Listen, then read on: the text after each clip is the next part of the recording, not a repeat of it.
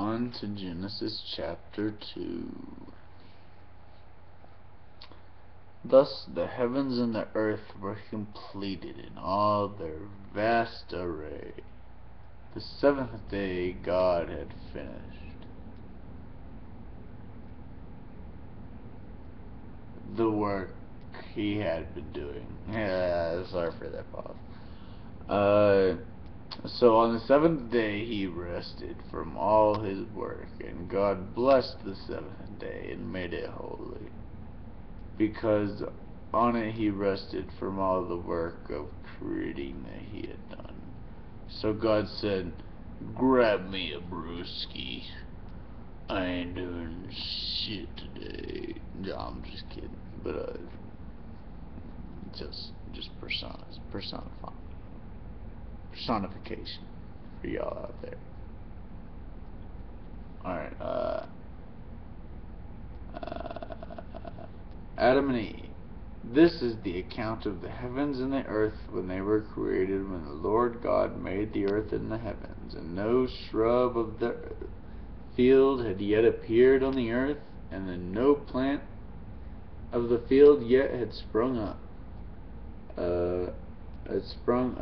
For the Lord God had not sent rain onto the earth, and there was no man to work the ground. But streams came up from the earth, and the watered the whole surface of the ground. The Lord formed the man from the dust of the ground, and breathed into his nostrils the breath.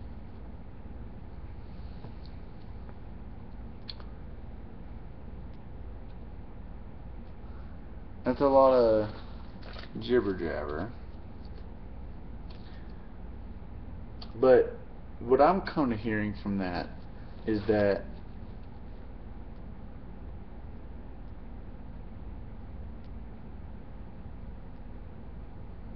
God had sent rain on earth, and there was no man to work the ground, but streams came up from the earth and watered the whole surface of the ground.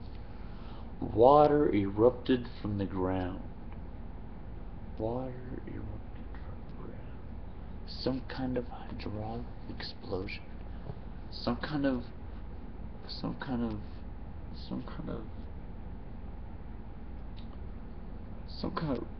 what creates water? Some kind of massive water was the waste. As if like okay, imagine a spaceship. Alright? God created a spaceship. And Earth is just the exhaust. He fueled the spaceship. The alcohol split into oxygen and water. His was so large, so huge. He built and created it in 7 days. We're left in this cloud of dust. This cloud of... I'm not saying this is the complete truth. This is just hitting me right now. Like, he created it and just left us. The seventh day God finished in work, and the seventh day God rested from all the work, Adam and Eve. This was an account of the heavens and the earth. When the Lord God came and made the earth and the heavens, and no shrub of the field yet had appeared on the earth, and no plant on the field yet sprung up, for the Lord God had not yet sent rain on the earth. And there was no man to work the ground, but streams came up from the earth and watered the whole surface of the ground. The Lord God formed the man from the dust. So from these eruptions, man formed. Lightning, mud, primordial ooze. Alright, sorry for that weirdness. But from the ground, and the nostrils of the breath of life, and the man became a living being. Now the Lord God had planted the garden in the east of Eden, and there he put the man he had formed. And the Lord God made all kinds of trees grow out of the ground, trees that were pleasing to the eye and good for food. In the middle of the garden were the tree of life and the tree of knowledge and of good and evil. Now, what is good and evil? I make money selling something to you. That's good for me, evil to you. You may feel good for a moment, but eventually you feel as if you lost something. Maybe some people feel like they never lost anything. Another instance of good and evil. Good and evil.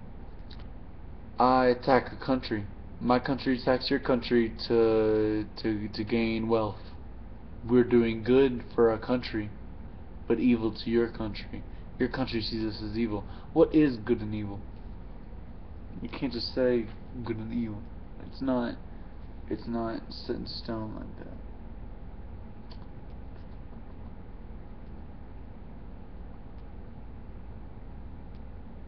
Plant of the garden that used to eat in there, you put the tree of life of good and evil. Okay. A river watering the garden flowed from Eden. From there it was separated into 4 headwaters. The name of the first, Pishon. The winds through the entire land of Havilah were the land of gold. The gold of that land is good. Aromatic resin and onyx is also there. The name of the second river is Glenah. It winds through the entire land of Cush. The name of the third river is Tigris.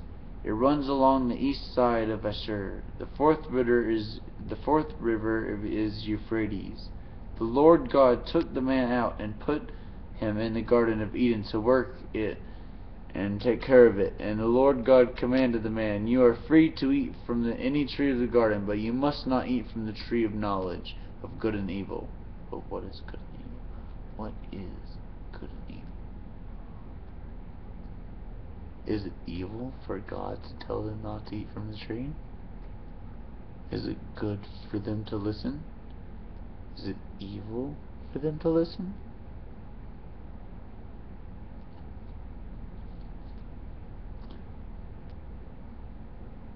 Because what is God? God is this thing that's in this garden with them.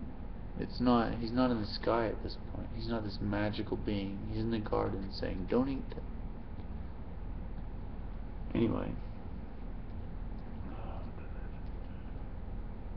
Do not eat from the tree of knowledge, good and evil. You will surely die. Alright. He says you will surely die. That's a lie. God lies to them. He says you will surely die. He threatens them with death. So he is so afraid that they will gain this knowledge that he threatens them with death. He says, "Do not gain this knowledge under threat of death." Do not attempt to gain this knowledge under threat of death. That's insane. The Lord God said, "It is not good for the man to be alone. I will make a helper suitable for him."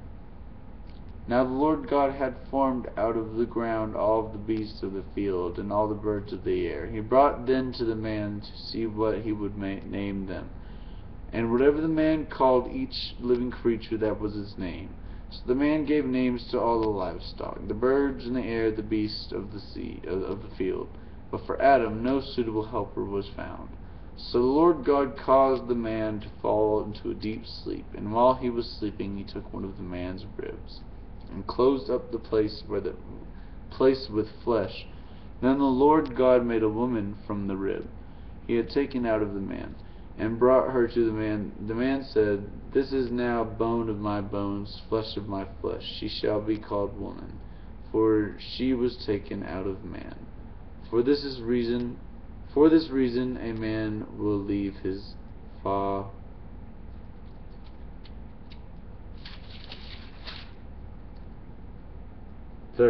and mother and be united to his wife, and they will become one flesh. The man and his wife were both naked, and they felt no shame." Okay, and that's the end of the second chapter.